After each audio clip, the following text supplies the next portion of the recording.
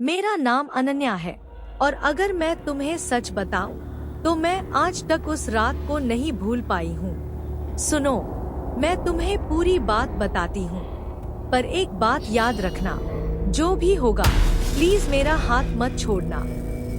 मेरे घर का जमीन वाला कमरा सबसे पुराना था। पापा हमेशा कहते थे रात को नीचे मत जाना, पर मुझे पता नहीं क्यों एक रात मैं उठ गई। रात के 2 बजे, हवा बिल्कुल सुनी सुनी, कर्टन थोड़ा हिल रहा था जैसे किसी ने अभी दबाया हो। मैं पानी लेने नीचे जा रही थी, पर जैसे हाई लास्ट स्टेप पर पहुंची, कमरे के अंधेरों से किसी ने मेरी तरफ करके बुलाया।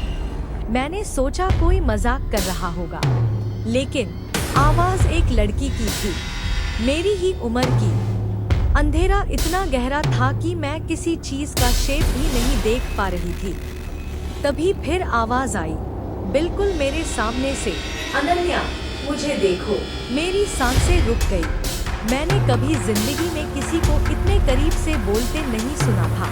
मैंने हाँफते हुए पूछा, कौन?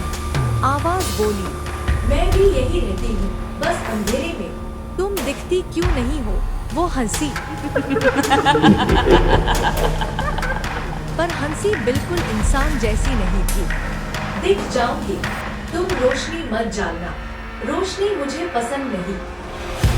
मैंने डर के मारे टॉर्च ऑन कर दी और जैसी हाईलाइट पड़ी, एक लड़की कोने में बैठी थी, उंगलियां लंबी, बाल लंबे और गीले, और उसका चेहरा जैसे किसी ने मिट्टी से बनाकर तोड़ दिया हो।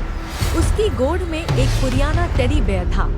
वो मुझे घूर कर बोली, मैंने बोला था रोशनी मत डालना, अब मैं दिख रही हूँ ना?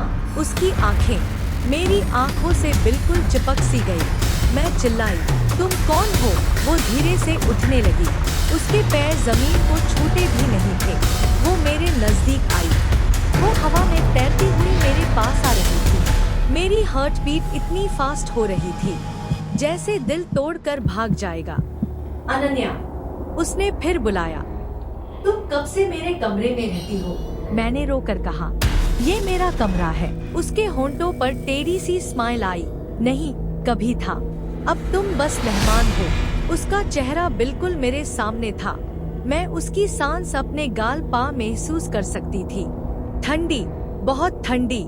फिर वो मेरे कण में फुफकाई, रात को तुम्हारे बेड के नीचे जो शोर होता है ना, वो मैं करती हूँ। मैं गिर पड़ी, रोटी हुई। सब सोचते हैं मैं झूठ बोलती हूँ। सुबह तक मैं बेहोश थी। पापा ने कहा, माइट बी नाइटमेयर। मम्मा बोली, स्ट्रेस होगा, पर किसी ने मेरे पैरों के नीचे देखा ही नहीं। वहाँ जमीन पर गीले पैरों के निशान थे, और सबसे बड़ी बात, मेरा टेडी बेयर मेरे बेड के पास पड़ा था। वो हाई टेडी बेयर जो मैंने कभी खरीदा ही नहीं, जैसे किसी ने मुझे गिफ्ट नहीं दिया है। आज भी जब मैं रात को सो रही होती हूँ, मेरे बेड के नीचे से आवाज आती है, अनन्या, रोशनी मत डालना।